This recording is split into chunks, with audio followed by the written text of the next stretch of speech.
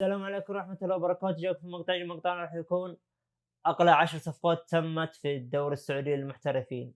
يلا أنا وياكم نشوف أقلى 10 صفقات تمت في الدوري السعودي للمحترفين، صفقات تاريخية وانتقالات تاريخي للدوري بعد ما قفل انتقالات في الدوري السعودي رسميا اليوم راح نتناول 10 صفقات تمت في الدوري السعودي أو أقلى 10 صفقات تمت في الدوري السعودي للمحترفين.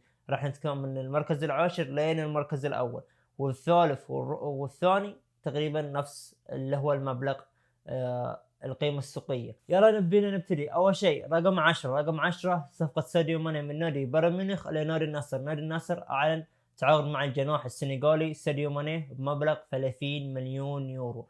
هذا المبلغ المركز رقم 10 في أقوى صفقات تمت في الدوري السعودي للمحترفين. الجناح السنغالي عمره 31 سنة، جناح يلعب كأيسر وكأيمن، يلعب حتى كمهاجم ما عنده أي مشكلة. شفنا المستويات الجبارة اللي قدمها مع النصر من أول ما حضر لين الحين، جناح كبير. وقيمة الانتقال كانت 30 مليون يورو، يعني اللي يحسبه بالسعودي يحين حدود فوق 100 مليون ريال سعودي. المركز التاسع راح يكون معنا رياض محرز لاعب مانشستر سيتي إلى النادي الأهلي السعودي بمبلغ وقدره 35 مليون يورو. النجم الجزائري الكبير، الجناح الأيمن، عمره تقريبا 31 سنة، لاعب كبير، حقق مع مانشستر سيتي ثلاثية تاريخية العام الماضي، وقرب بطولات حققها مع ليستر سيتي، وقرب بطولات حققها مع منتخب الجزائر.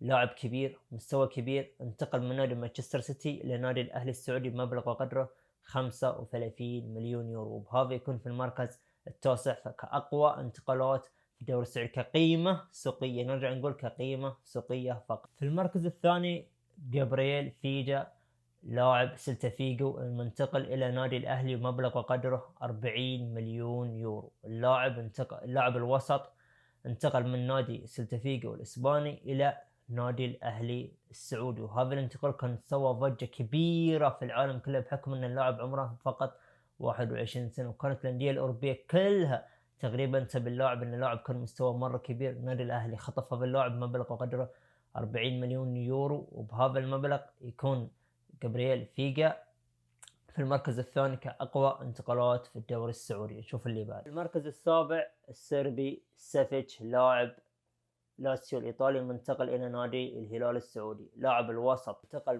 بمبلغ وقدره 40 مليون يورو.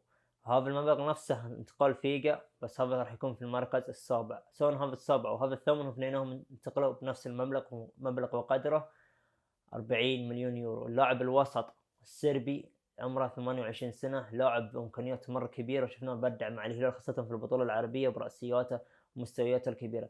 لاعب يصنع لك حلول سواء بالرأس سواء بالقدم، لاعب وسط مرة ممتاز، يقدم حلول مرة كثيرة. جاء في المركز السابع بمبلغ وقدره 40 مليون يورو، قادم من نادي لاتسيو الإيطالي إلى نادي الهلال السعودي. المركز الثالث لاعب ريفلبول فابينيو، قادم إلى نادي الاتحاد السعودي بمبلغ وقدره 46 مليون يورو. هذا المبلغ انتقال فابينيو من نادي ريفلبول إلى نادي الاتحاد السعودي.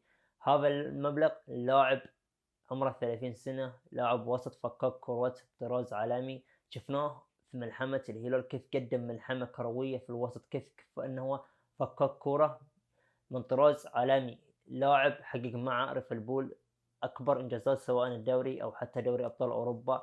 لاعب بقيمة مرة كبيرة في نادي بحجم ريفلبول في الدوري الإنجليزي، جاء لنادي الاتحاد بمبلغ وقدره 46 مليون يورو، وبهذا يكون في المركز السادس كأقوى انتقالات في الدوري السعودي كقيمة سوقية. في المركز الخامس ميتروفيتش من نادي فولهام الإنجليزي إلى نادي الهلال السعودي بمبلغ وقدره 52 مليون يورو. اللاعب الصربي بارفاك، المهاجم الفتاك، المهاجم القول، المهاجم جسمانيا مرة قوي، انتقل من نادي فولهام إلى نادي الهلال السعودي بمبلغ وقدره 52 مليون يورو.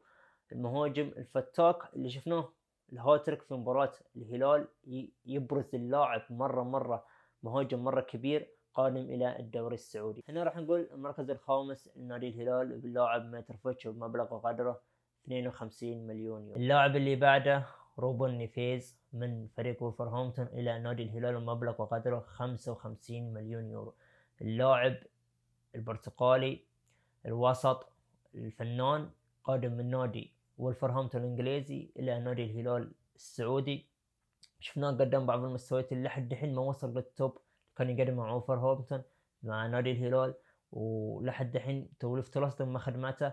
بس كقيمة سوقية انتقل اللاعب من نادي وولفرهامبتون إلى نادي الهلال السعودي بمبلغ وقدره 55 مليون يورو. بهذا راح يكون في المركز الرابع كأقوى انتقالات في الدوري. في المركز الثالث كأقوى انتقالات في الدوري السعودي، أوتافيو لاعب نادي بورتو من نادي بورتو البرتقالي إلى نادي النصر السعودي بمبلغ وقدره 60 مليون يورو.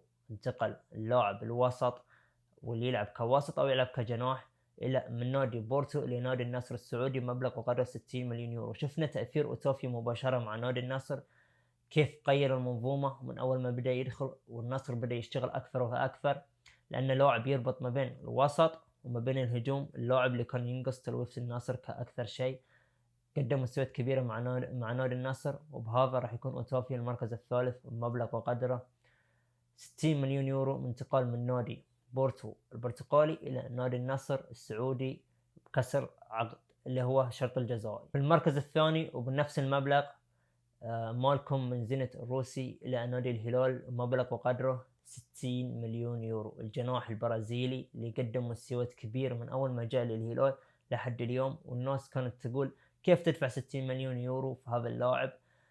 اللاعب قادم من نادي زينت الروسي، تقريبا عمره 26 سنة، جناح أيمن يلعب، وشفناه في آخر مباراة له حتى كان مهاجم وهمي عادي مع الهلال.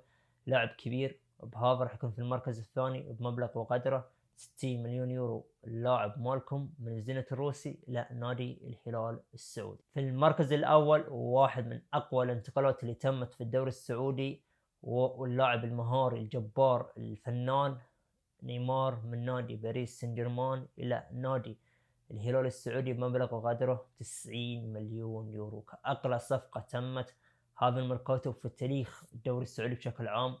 كقيمة انتقال من نادي إلى نادي، نيمار ندفع فيه 90 مليون يورو في اللاعب البرازيلي عمره 31 سنة، الجناح المهاري، جناح الجبار، الآلة الإعلامية الكبيرة والضجة الإعلامية اللي سواها انتقال نيمار من باريس سان جيرمان إلى نادي الهلال بمبلغ قدره 90 مليون يورو. بهذا راح يكون نيمار هو المركز الأول في أقوى انتقالات كقيمة سوقية في الدوري السعودي. ثم المقطع تنسى انك تضغط زر اللايك وتشترك في القناة عشان يوصلك الجديدنا، سواء من التوب أو من الملخصات أو من آخر أخبار الانتقالات الجاية أو اللي بعدها. أشوفك في المقطع الجاي.